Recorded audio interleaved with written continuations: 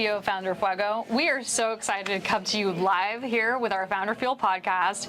We have an incredible guest, Kelly Twichel, founder and CEO of Access Trax. Kelly, what is Access Trax? What do you do? What inspired you to found the company? Well, thank you so much for having me, and I would love to share more about Access Trax. So, just a kind of quick background story of why I started it. Essentially, I grew up here in San Diego, and many years ago, my mom had a massive stroke. I was only 12 and she was 52, so still quite young.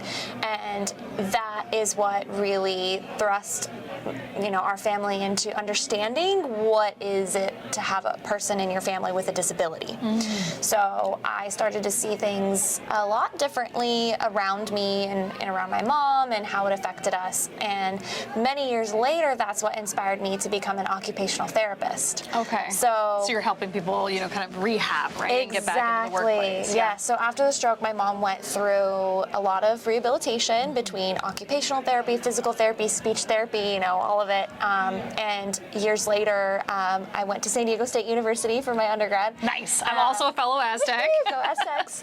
I was trying to decide what in healthcare I wanted to do, because I always knew, even from when I was little, I wanted to be in healthcare. But remembering back on, what my mom went through, OT was a great therapy for her.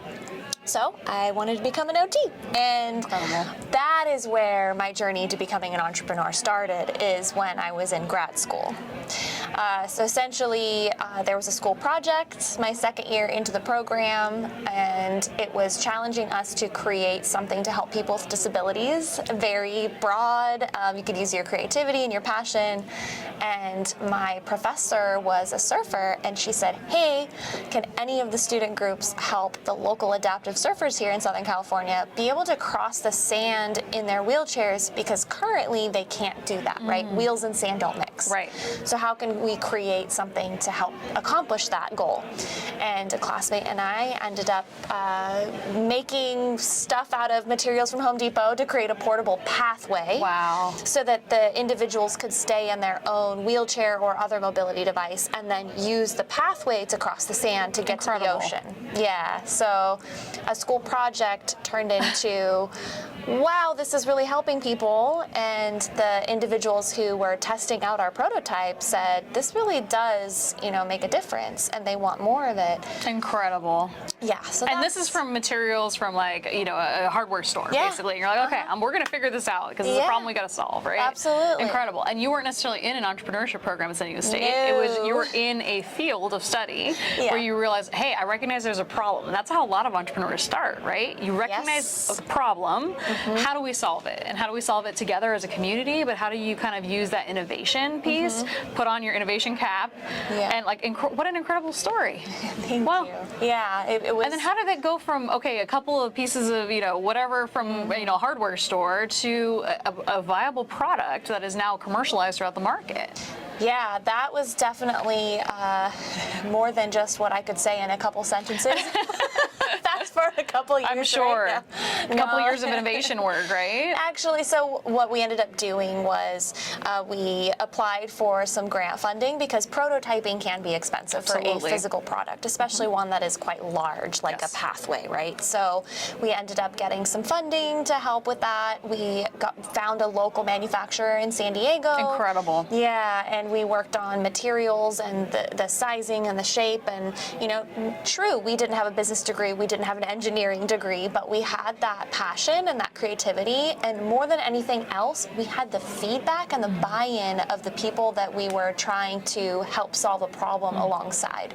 So the disability community is one that, personally I'm passionate about, because my mom and because I'm an OT, but also, you have to think about, they have very specific and unique needs, and they don't want just kind of any somebody coming in and just trying to invent something for them. You know, they want people that they feel that they can trust, and that is something that I take very seriously, and I have tried to always involve the community, especially the adaptive surfing community, in the prototyping, in the design, getting their feedback, getting their buy-in, and understanding the problem at its heart. And I think that that's something that anybody who is innovating, whether it's a physical product or a actual software, kind of an app or anything, as a service, you have to involve whoever you are designing for in the entire process, not just the end result.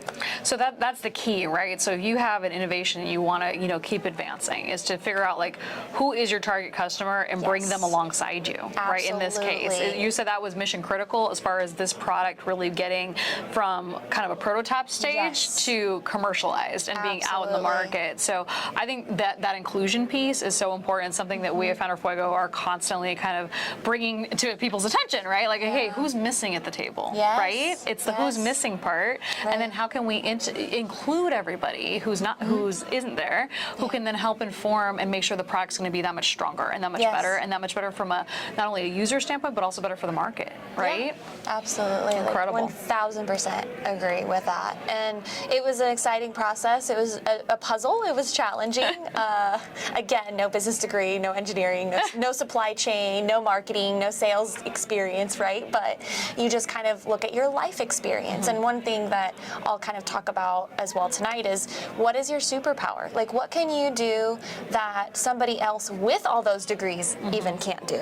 That's what makes you as a founder special, and somebody who is the right person to be innovating in that space, even if you don't have all those credentials after your name, right? That doesn't always matter first and foremost. It's your passion, it's your grit, it's your life experience, and whatever that special thing, that superpower that makes you the right person to be doing that. Incredible. I love that messaging and that, that key takeaway, right, for our audience. What is your superpower and how can you lean into that to really make the world a better place, right?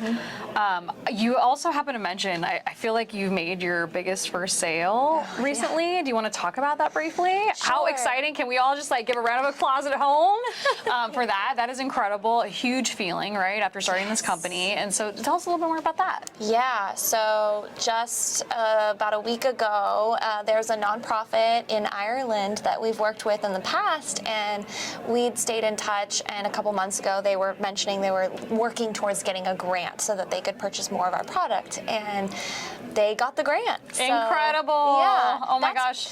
That's my favorite, when, especially if it's a nonprofit, they get to use somebody else's money to purchase the product. Absolutely. Because, it does take a lot. It takes a village to run a nonprofit, and I'm very sensitive to that. So it's a huge win-win for everybody involved. Incredible. When they get a grant to be able to focus on inclusion and accessibility in their work. So does that mean you're shipping product to Ireland? Yes. Incredible. You're hearing it here first, right?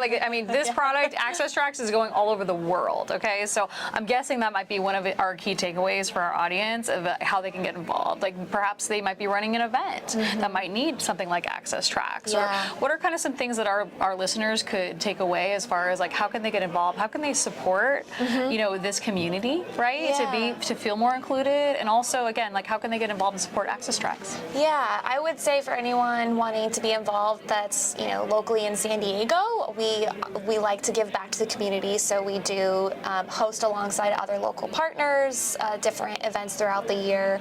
We also always try to recruit volunteers for those events that we're sponsoring and getting involved with. So anybody who's looking to volunteer at an adaptive sports event, please reach out. We're always looking to, if not help at our event, connect you to another local nonprofit that does need some assistance with their activities. Another way is to connect with us on social media, as well as subscribe to our hopefully monthly email newsletter. I've been slacking lately.